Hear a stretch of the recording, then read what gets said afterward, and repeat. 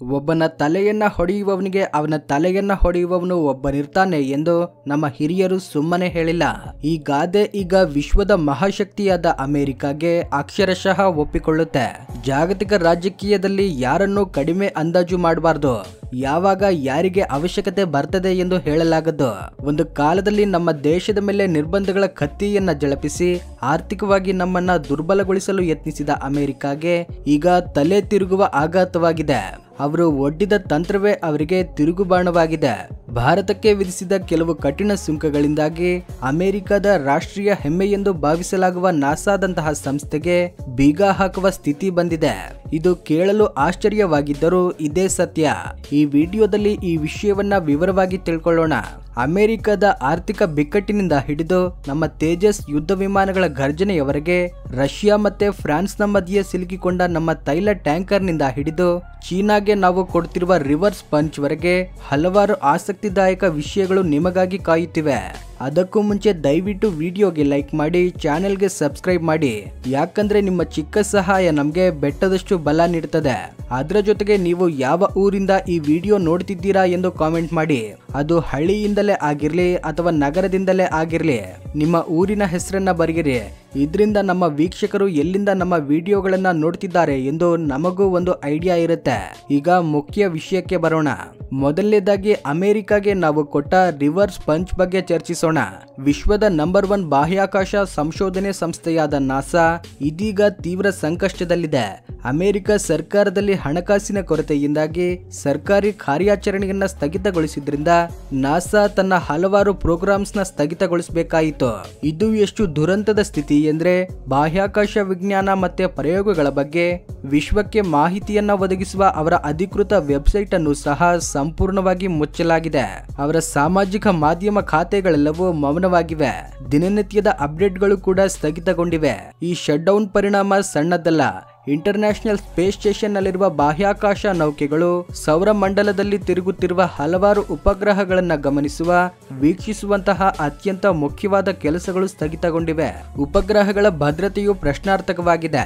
ಚಂದ್ರನಿಗೆ ಮಾನವನನ್ನ ಕಳಿಸುವ ಯೋಜನೆಗಳು, ಇತರ ವಿಶ್ವವಿದ್ಯಾಲಯಗಳೊಂದಿಗೆ ಜಂಟಿಯಾಗಿ ನಡೆಸುವ ಸಂಶೋಧನೆಗಳು ಎಲ್ಲವೂ ಸ್ಥಗಿತಗೊಂಡಿವೆ. ಸಾವಿರಾರು ನಾಸಾ ಉದ್ಯೋಗಿಗಳನ್ನ ವೇತನವಿಲ್ಲದೆ ಮನೆಗೆ ಕಳಿಸಲಾಗಿದೆ. ಇದೆಲ್ಲ ಯಾವಾಗ ಸಂಭವಿಸಿದೆ ಗೊತ್ತಾ? ಭಾರತಕ್ಕೆ ಅಮೆರಿಕ ಹೇರಿದ ಭಾರಿ ಸುಂಕಗಳನ್ನು ವಿಧಿಸಿದ ಕಷ್ಟಕರ ಸಮಯದಲ್ಲೇ ಈ ಬಿಕ್ಕಟ್ಟು ಉಂಟಾಗಿದೆ. ಒಂದು ಕಾಲದಲ್ಲಿ ನಮ್ಮ ಇಸ್ರೋ ಮೇಲೆ ನಿರ್ಬಂಧಗಳನ್ನ ಹೇರಿ ನಮ್ಮನ್ನ ಕಷ್ಟಕ್ಕೀಡು ಮಾಡಲು ಯತ್ನಿಸಿದ ಅಮೆರಿಕ ಈಗ ನಮ್ಮ ಸಹಾಯವನ್ನ ಕೇಳುವ ಸ್ಥಿತಿಗೆ ಬಂದಿದೆ.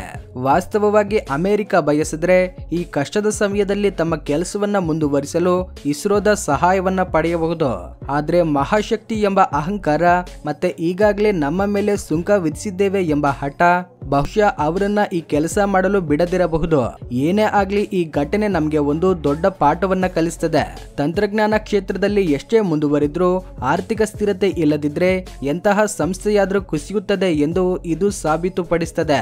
ನಮ್ಮ ಇಸ್ರೋದಂತಹ ಸಂಸ್ಥೆಗಳಲ್ಲಿ ಸರಿಯಾದ ನಿಧಿಗಳನ್ನ ಮೀಸಲಿಡ್ತಾ ಸ್ವಾವಲಂಬನೆಯ ದಿಕ್ಕಿನಲ್ಲಿ ಸಾಗುತ್ತಿರುವ ನಮ್ಮ ದೇಶಕ್ಕೆ ಇಂತಹ ಕಷ್ಟಗಳು ಎದುರಾಗದಂತೆ ಎಚ್ಚರಿಕೆ ವಹಿಸಲು ಈ ಬಿಕ್ಕಟ್ಟು ಒಂದು ಎಚ್ಚರಿಕೆಯಂತಿದೆ.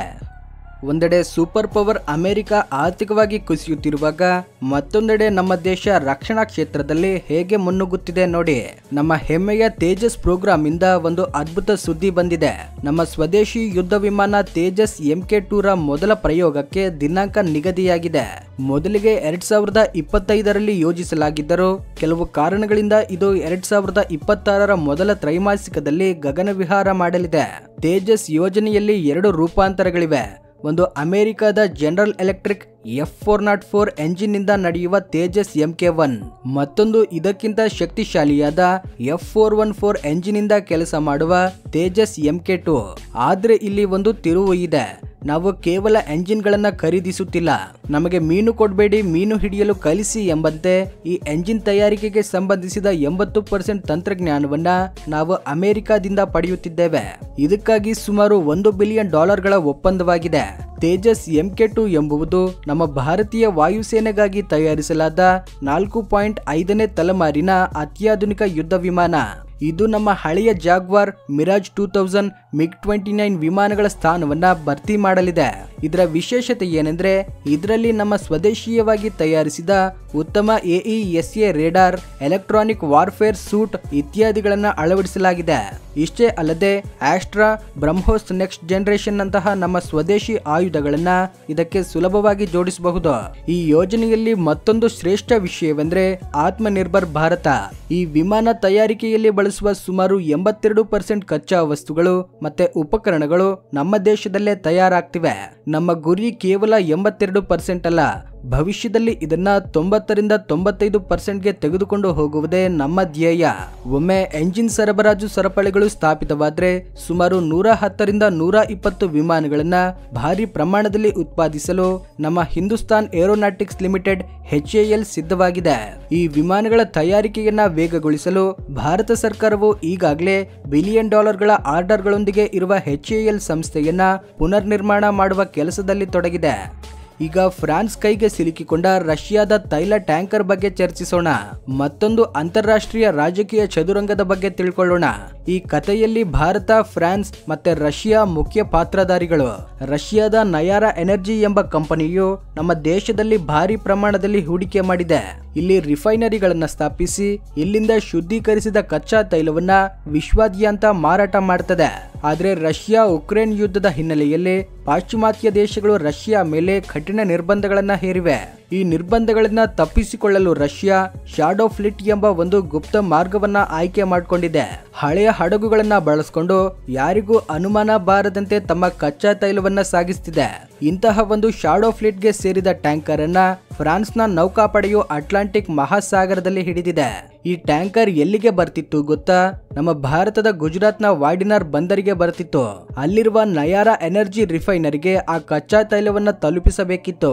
ಈ ಘಟನೆಯಿಂದ ಯುರೋಪ್ ದೇಶಗಳು ರಷ್ಯಾವನ್ನ ಹೇಗೆ ಗುರಿಯಾಗಿಸ್ತಿವೆ ಎಂಬುದು ಅರ್ಥವಾಗ್ತದೆ. ಈ ಗೊಂದಲಗಳಿಂದ ಭಾರತದಲ್ಲಿ ಕಾರ್ಯನಿರ್ವಹಿಸುತ್ತಿರುವ ರಷ್ಯಾದ ಕಂಪನಿಗಳಿಗೆ ತೀವ್ರ ತೊಂದರೆಗಳು ಎದುರಾಗ್ತಿವೆ. ಒಂದು ರೀತಿಯಲ್ಲಿ ಈ ದೊಡ್ಡ ದೇಶಗಳ ಜಗಳದಲ್ಲಿ ನಮ್ಮ ವ್ಯಾಪಾರಕ್ಕೂ ತೊಂದರೆಯಾಗ್ತಿದೆ. ನಮ್ಮ ಕಚ್ಚಾ ತೈಲ ಪೂರೈಕೆಗೆ ತಡೆಯಾದ್ರೆ ಭಾರತವು ಪ್ರತಿ ವರ್ಷ $8-10 ಬಿಲಿಯನ್ ನಷ್ಟವನ್ನ ಎದುರಿಸಬೇಕಾಗ್ತದೆ ಎಂದು ರಷ್ಯಾದ ಅಧ್ಯಕ್ಷ ಪುಟಿನ್ ಈಗಾಗಲೇ ಎಚ್ಚರಿಕೆ ನೀಡಿದ್ದಾರೆ. ಕೊನೆಯದಾಗಿ ನಮ್ಮ ನೆರೆಯ ದೇಶವಾದ ಚೀನಾ ಬಗ್ಗೆ ಚರ್ಚಿಸೋಣ. ಇದು ಯಾವಾಗ್ಲೂ ಏನಾದ್ರೂ ಕಿತಾಪತಿಗೆ ಕಾಲು ಎತ್ತುತ್ತಿರುತ್ತೆ. ಅರುಣಾಚಲ ಪ್ರದೇಶದ ಗಡಿಗೆ ಹೊಂದಿಕೊಂಡಿರುವ ಟಿಬೆಟ್ ಅಲ್ಲಿ ಬ್ರಹ್ಮಪುತ್ರ ನದಿಯ ಮೇಲೆ ವಿಶ್ವದ ಅತಿ ದೊಡ್ಡ ಜಲಾಶಯವನ್ನ ನಿರ್ಮಿಸಲು ಚೀನಾ ಯೋಜನೆ ಹಾಕಿದೆ. ಇದು ನಮ್ಮ ದೇಶದ ಭದ್ರತೆಗೆ ದೊಡ್ಡ ಬೆದರಿಕೆಯಾಗಿದೆ. ಯಾಕಂದ್ರೆ ಚೀನಾ ಯಾವಾಗ ಬೇಕಾದ್ರೂ ಜಲಾಶಯದ ಗೇಟ್ಗಳನ್ನ ತೆರೆದು ನಮ್ಮ ಈಶಾನ್ಯ ರಾಜ್ಯಗಳನ್ನ ಪ್ರವಾಹದಲ್ಲಿ ಮುಳುಗಿಸಬಹುದು ಅಥವಾ ನೀರನ್ನ ತಡೆದು ಬರಗಾಲವನ್ನ ಸೃಷ್ಟಿಸಬಹುದು. ಆದ್ರೆ ನೆರೆಯವನು ಗೋಡೆ ಕಟ್ಟುತ್ತಿರುವಾಗ ತಾಳ್ಮೆಯಿಂದ ಕಾಯುವುದಕ್ಕೆ ಇದು ಹಳೆಯ ಕಾಲದ ಭಾರತವಲ್ಲ. ನೀವು ಅಂತಾರಾಷ್ಟ್ರೀಯ ನಿಯಮಗಳನ್ನ ಪಾಲಿಸದೆ ನಿಮಗಿಷ್ಟ ಬಂದಂತೆ ಮಾಡಿದ್ರೆ ನಾವು ಅದೇ ರೀತಿಯಾಗಿ ಮಾಡ್ತೇವೆ ಎಂದು ಭಾರತ ದೃಢವಾಗಿ ನಿರ್ಧರಿಸಿದೆ. ಚೀನಾಗೆ ಕಡಿವಾಣ ಹಾಕಲು ಅರುಣಾಚಲ ಪ್ರದೇಶದಲ್ಲಿ ಅವರು ಕಟ್ಟಲಿರುವ ಜಲಾಶಯಕ್ಕೆ ಸಮಾನವಾದ ಒಂದು ದೊಡ್ಡ ಡ್ಯಾಮ್ ಪ್ರಾಜೆಕ್ಟ್ಗೆ ಭಾರತವು ಶಂಕುಸ್ಥಾಪನೆ ಮಾಡಿದೆ. ಈ ಯೋಜನೆ ಪೂರ್ಣಗೊಂಡ್ರೆ ಇದು ಭಾರತದ ಅತಿ ದೊಡ್ಡ ಜಲಾಶಯವಾಗಲಿದೆ. ಇದರ ನೀರಿನ ಸಂಗ್ರಹ ಸಾಮರ್ಥ್ಯವು ಸುಮಾರು 9.2 ಬಿಲಿಯನ್ ಕ್ಯೂಬಿಕ್ ಮೀಟರ್ಗಳು. ಜಲಾಶಯದ ಎತ್ತರ 290 ಮೀಟರ್ಗಳು. ಇದರಿಂದ ಸುಮಾರು 11,200ರಿಂದ 13,600 ಮೆಗಾವ್ಯಾಟ್ಗಳ ವಿದ್ಯುತ್ ಉತ್ಪಾದನೆಯನ್ನ ಮಾಡಬಹುದು.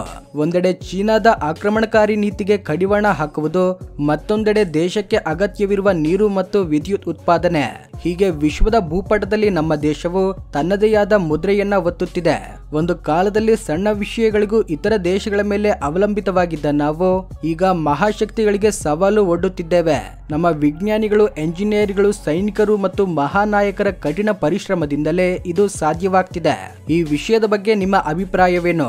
ಕಮೆಂಟ್ ಬಾಕ್ಸ್ ನಲ್ಲಿ ನಿಮ್ಮ ಅನಿಸಿಕೆಯನ್ನ ಹಂಚಿಕೊಳ್ಳಿ. ಜೈ ಹಿಂದ್.